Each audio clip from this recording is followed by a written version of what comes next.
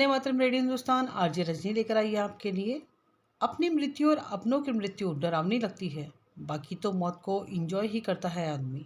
मौत का स्वाद चटकारे लेता मनुष्य। कड़वी है पर सच्ची है बात। मौत से प्यार नहीं, मौत तो हमारा स्वाद है। बकरा, गाय, भैंस, ऊंट, सुअर, हिरन, तीतर, मुर्गा हलाल का, बिना हलाल का, ताजे बकरे का, भुना हुआ, छोटी मछली, बड़ी मछली, हल्की आंच पर सिका हुआ, न जाने कितनी बल्कि अनगिनत स्वाद है मौत के। क्योंकि मौत किसी और की और स्वाद हमारा। स्वाद से कारोबार बन गई मौत। मुर्गी पालन, मछली पालन, बकरी पालन, पोल्ट्री फार्म, नाम पालन और मकसद हत्या। स्लॉटर हाउस तक खोल दिए गए, वो भी ऑफिशियल। गली गली में खुले नॉनवेज रेस्टोरेंट। मौत का कारोबार नहीं तो और क्या है। मौत से प्यार और उसका कारोबार इसलिए क्योंकि मौत हमारी नहीं है। जो हमारी तरह बोल नहीं सकते, अभिव्यक्त नहीं कर सकते, अपनी सुरक्षा स्वयं करने में समर्थ नहीं है, उनकी असहायता को हमने अपना बल कैसे मान लिया। कैसे मान लिया कि उनमें भावनाएं नहीं होती या उनकी आहें नहीं निकलती। डाइनिंग टेबल पर हड्डियां नोचते बाप बच्चों को सीख देते हैं, बेटा कभी किसी का दिल नहीं दुखाना, किसी की आहें मत लेना, किसी की आंख में तुम्हारी वजह से आंसू नहीं आने चाहिए।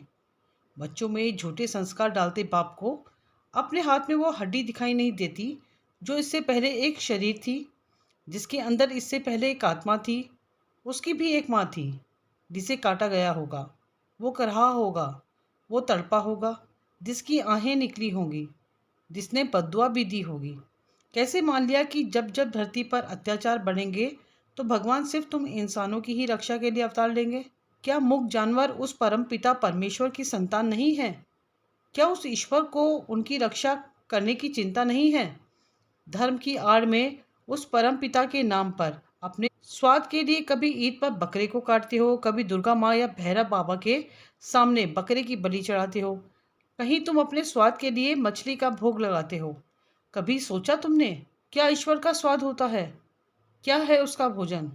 किसे ठग रहे हो, भगवान को या खुद को? मंगलवार को नॉनवेज नहीं खाता, आज शनिवार है इसलिए नहीं, अभी नवरात्रि में तो सवाल ही नहीं उठता। झूठ पर झूठ, झूठ पर झूठ, झूठ पर झूठ। ईश्वर ने बुद्धि सिर्फ तुम्हें दी है ताकि तमाम योनियों में भटकने के बाद मानव योनि में तुम जन्म मृत्यु के चक्र से निकलने का रास्ता ढूंढ सको। लेकिन तुमने इस मानव योनि को पाते ही स्वयं को भगवान समझ लिया।